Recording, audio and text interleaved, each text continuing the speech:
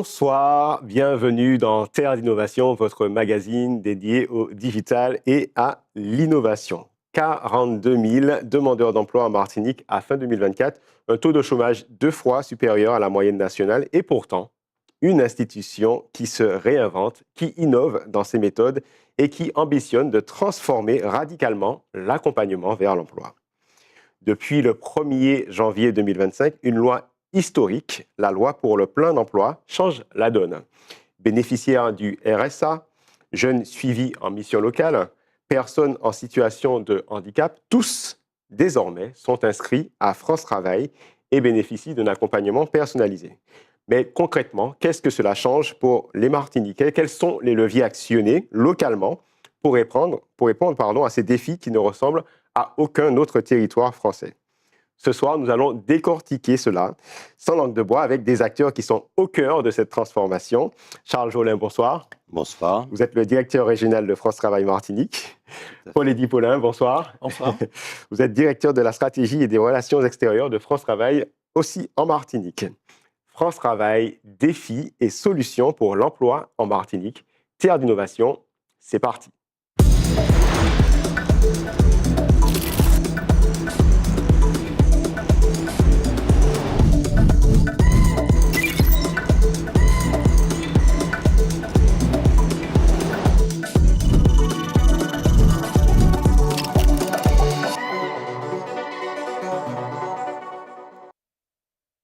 Charles Jolin, bonsoir. Bonsoir. Alors, pour ceux qui ne vous connaissent pas encore, et puis c'est aussi l'occasion de vous présenter et de présenter aussi cette institution en quelques chiffres concrets, France Travail Martinique. Donc, rapidement, France Travail Martinique, c'est l'organisme, entre guillemets, qui a des missions essentielles autour de l'accueil et l'accompagnement des demandeurs d'emploi. Donc, ça, c'est connu. Aussi, la partie indemnisation, qui est aussi connue sur tous les ayants droit, que ce soit de l'assurance chômage ou des revenus de l'État. Et bien évidemment, ce qui est souvent moins connu, c'est toute la partie prospection, recueil des offres auprès des entreprises et accompagnement des recrutements, avec tout ce qui est contrôle ensuite derrière.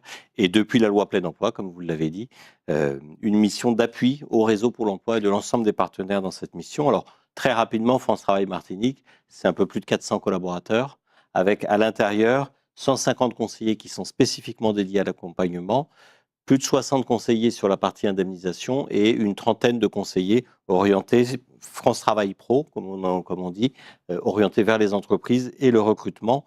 C'est 15 500 allocataires quand même accompagnés sur la Martinique, avec plus de 200 millions injectés sur le territoire de la Martinique en 2025.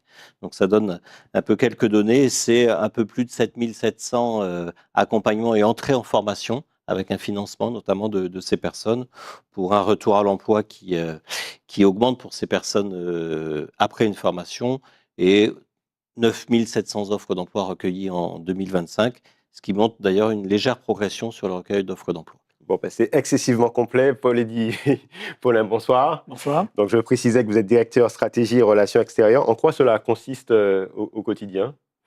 Alors, en quoi cela consiste? La loi pour le plein emploi, c'est 2 ambitions: accompagner tous les demandeurs d'emploi, accompagner toutes les entreprises. Et pour ça, on le fait en réseau. Vous l'avez dit, les parcours sont fluidifiés. Donc, concrètement, avec nos partenaires, les missions locales, avec les équipes de la CTM, nous mettons en place cet accompagnement coordonné de manière progressive. Il faut quand même bien noter cette notion de progressivité pour la mise en œuvre de la loi. Aujourd'hui, nous travaillons en task force pour les entreprises, comme l'a dit Charles Jolin tout à l'heure. Les conseillers France Travail, mission locale, la CCI, nous organisons des actions de prospection coordonnées.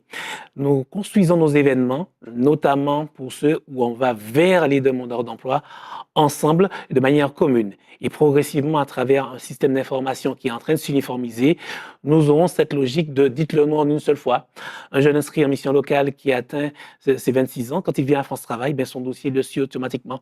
Et la possibilité aussi, à tout moment, en fonction du besoin du demandeur d'emploi, de pouvoir l'orienter vers l'opérateur le plus à même de lui apporter des réponses par rapport à ses besoins.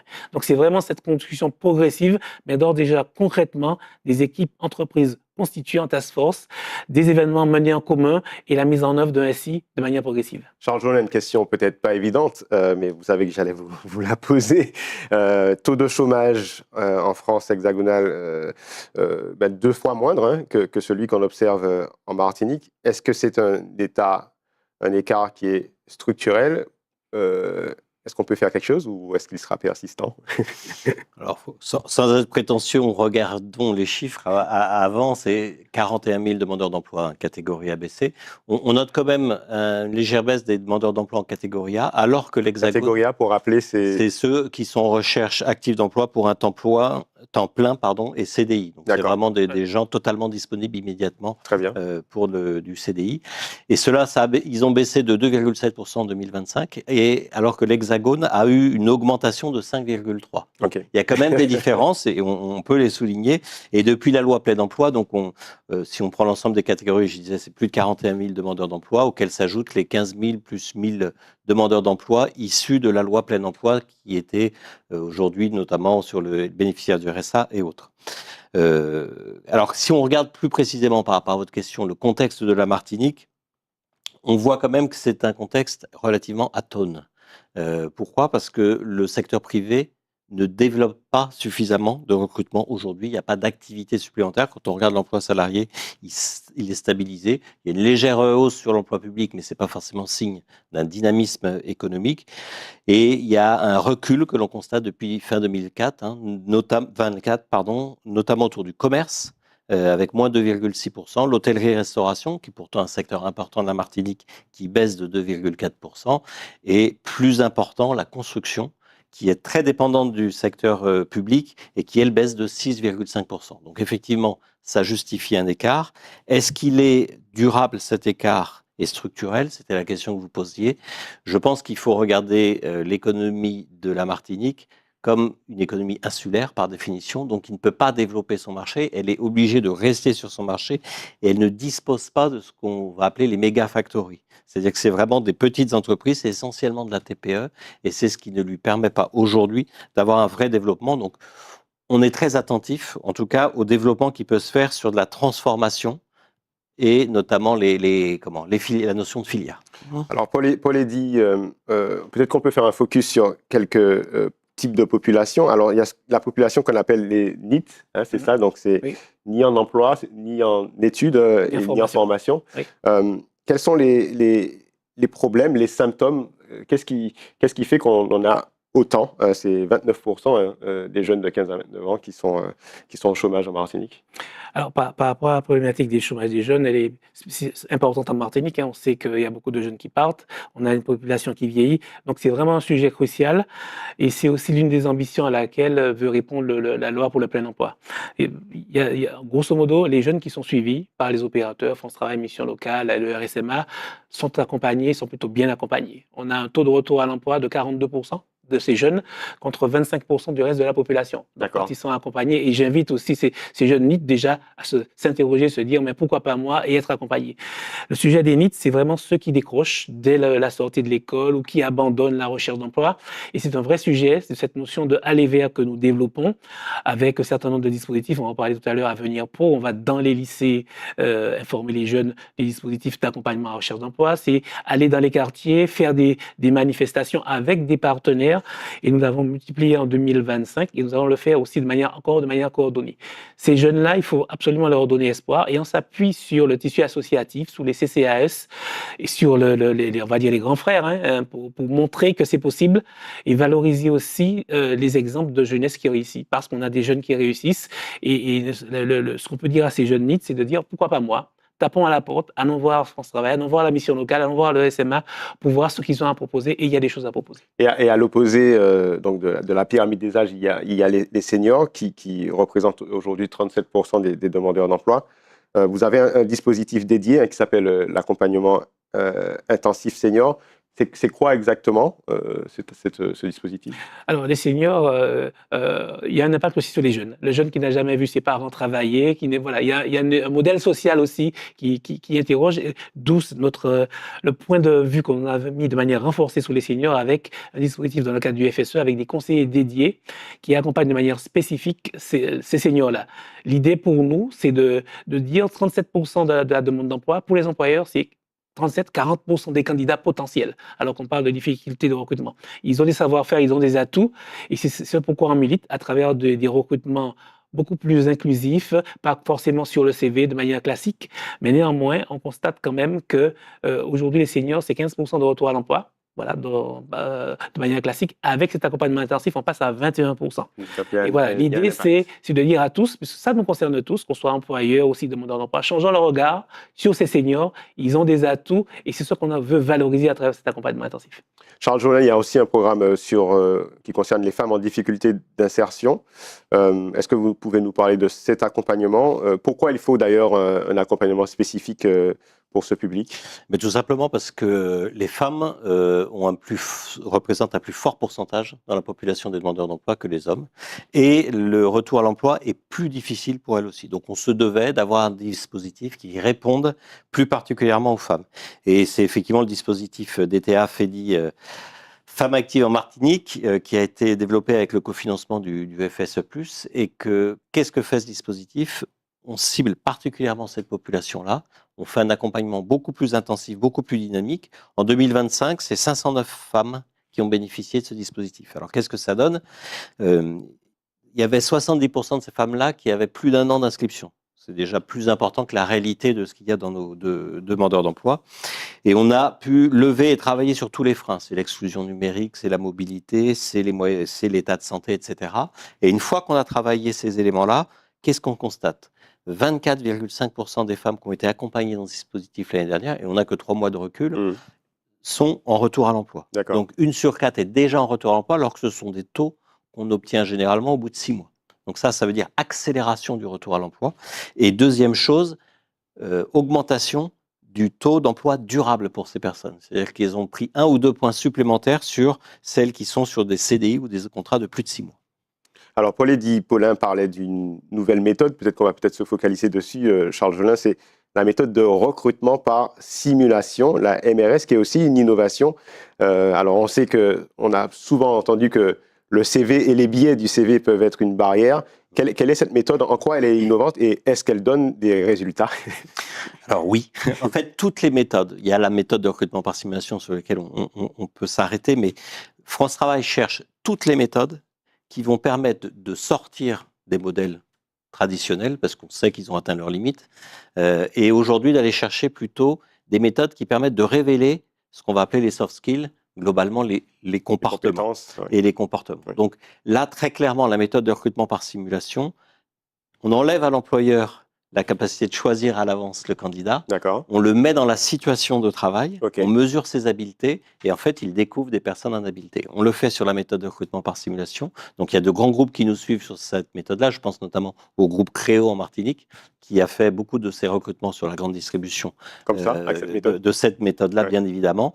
On a aussi d'autres méthodes, hein, c'est ce qu'on appelle le stade vers l'emploi, c'est-à-dire qu'on met les demandeurs d'emploi et les entreprises sans qu'ils se connaissent dans un stade, ils ont une activité sportive, ils découvrent l'autre dans sa manière d'interagir et souvent il y a des résultats bluffants sur les résultats. Donc c'est vraiment ce qu'on appelle le recrutement inclusif, comme le disait Paul-Eddy Paulin. Je veux dire, une entreprise sur 2 dit aujourd'hui qu'elle va avoir une difficulté de recrutement. Donc c'est pas en restant sur un segment restreint qu'elle va trouver ses solutions, il faut qu'elle élargisse son périmètre de recherche.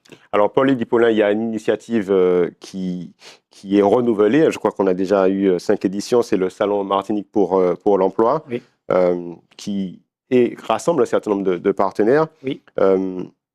Quelle est la promesse et quelle est l'innovation aussi que France Travail démontre avec ses partenaires par rapport à cette initiative? Alors, le Salon Martinique pour l'emploi... Si on peut rappeler déjà ce que c'est. Oui, voilà, qui a été initié par France Travail et GBH et on se réjouit dizaines de partenaires se sont joints à nous.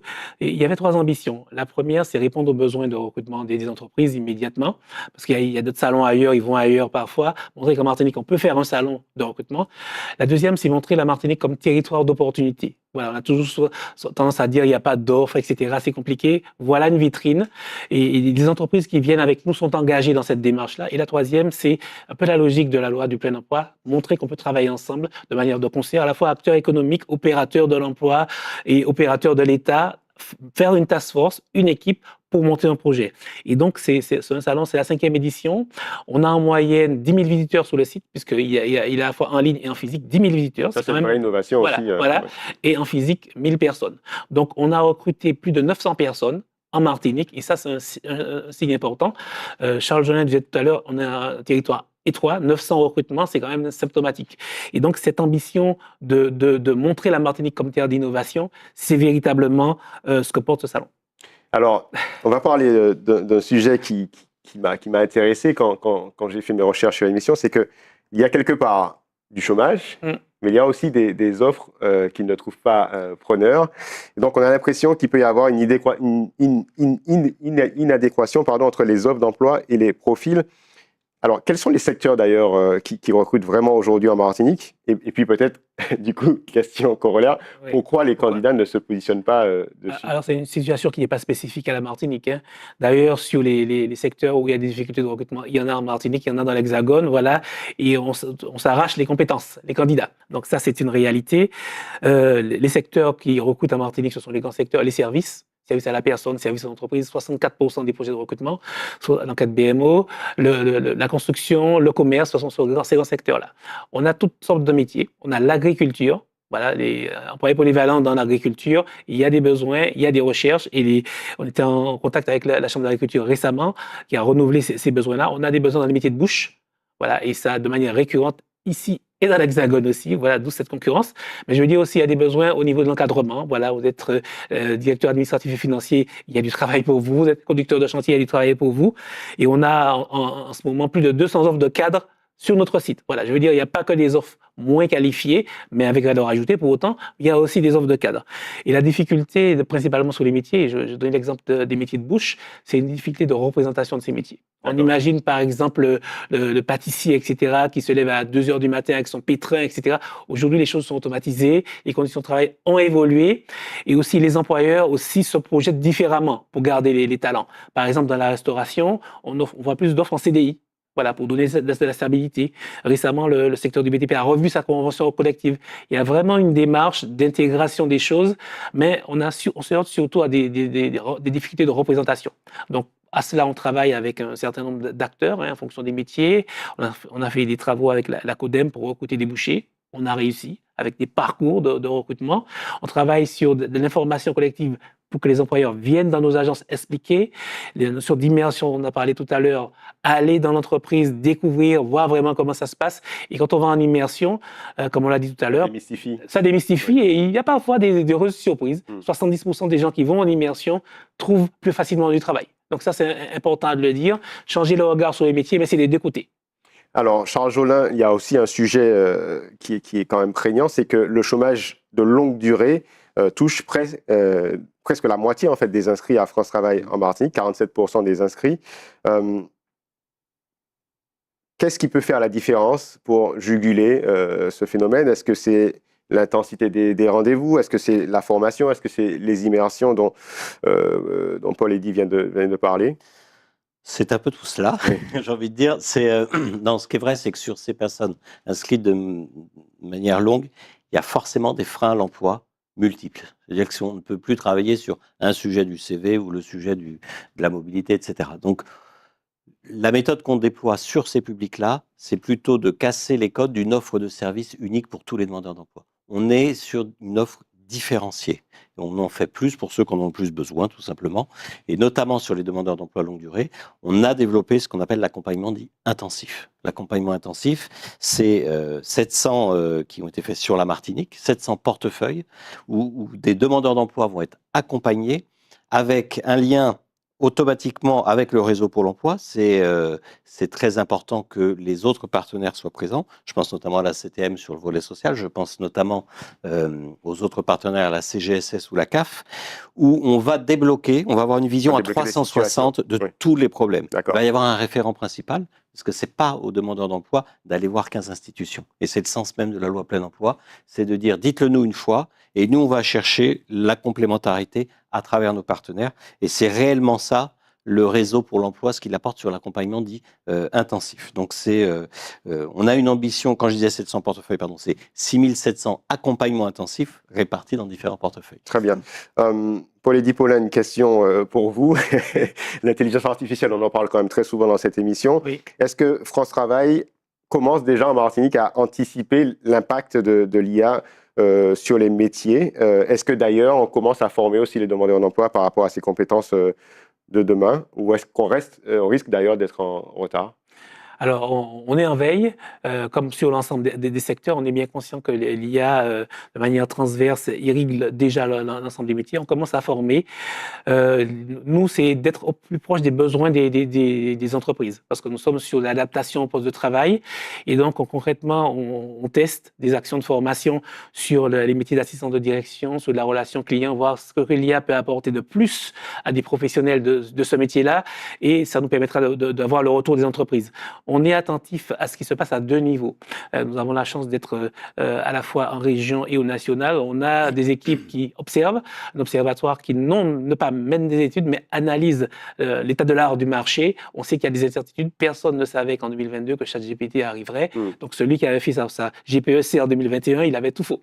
Voilà, donc il faut être attentif, il faut être prudent. Et sur le terrain, nous sommes attentifs aux attentes des entreprises. Et je dis aux employeurs, venez voir votre conseiller pour lui dire quels besoins vous avez, pour bien préciser les choses, car nous sommes capables de faire l'adaptation au poste de travail de manière individuelle pour répondre à un besoin situationnel. Voilà, nous avons d'ores et déjà lancé ces deux actions, je l'ai dit, au niveau des assistants de direction, au niveau de la relation client, et nous allons voir effectivement les retours à l'emploi, les retombées qui vont être données. Très bien. Dernière question pour vous, Charles Jolin. Donc, on a parlé de cette loi pour le plein emploi, qui a un objectif national, de ramener le chômage à 5% d'ici 2027. Voilà, franchement, est-ce que c'est un objectif qui est réaliste pour la Martinique, ou est-ce qu'on aura finalement une réalité insulaire, et est-ce que vous avez vous-même fixé votre propre objectif? Alors, je connais des présidents qui se sont fixés des objectifs, ça a été difficile pour eux. Je ne prétendrai pas aller sur ce terrain. Non, très clairement, la loi plein emploi, quand elle fixe cette ambition, l'idée c'est de dire il n'est pas acceptable que dans un territoire comme la France, mais la Martinique bien évidemment, on ait autant de personnes qui sont en recherche et qu'on s'autorise à avoir des candidats sur le bord de la route avec des entreprises qui ont de la peine à recruter. Aujourd'hui, en Martinique, une entreprise sur deux nous dit que ces recrutements vont être compliqués. Donc, elle le sait d'entrée de jeu que ça va être difficile. Donc, la loi plein emploi, qu'est-ce qu'elle fait? Elle dit, on arrête d'avoir différents publics, ceux qui sont à France Travail, ceux qui sont en mission locale, ceux qui sont au RSA, etc. On prend tous les publics et on demande aux entreprises d'élargir et d'utiliser justement les opérateurs pour élargir les modèles de recrutement. C'est ça l'ambition. Et je viens d'une région où on avait des territoires à 4% de chômage. Je peux vous dire que les entreprises pleurent.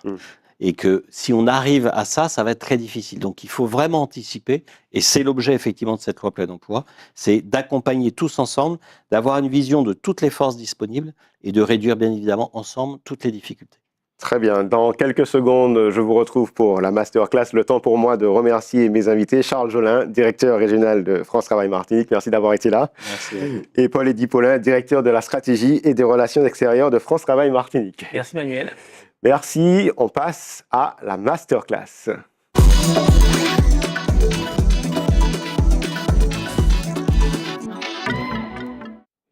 Et si, en tant que demandeur d'emploi, je pouvais m'entraîner avec l'IA générative pour préparer un entretien, simuler cet entretien avant d'y aller pour maximiser mes chances. Voilà, c'est ce que je vous montre aujourd'hui sur mon ordinateur. Ici, on est dans ChatGPT et donc j'ai créé ce qu'on appelle un petit assistant. Donc c'est à portée de tous. Alors là, j'utilise la version premium, au moins à 20 € par mois.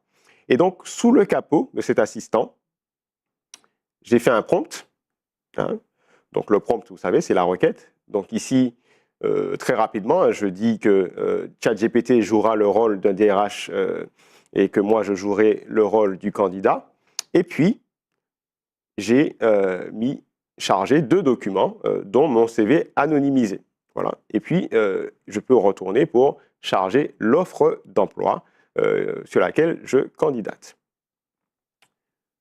Une fois que j'ai fait ça, je vais pouvoir activer la simulation vocale avec ChatGPT pour avoir un échange, un entretien.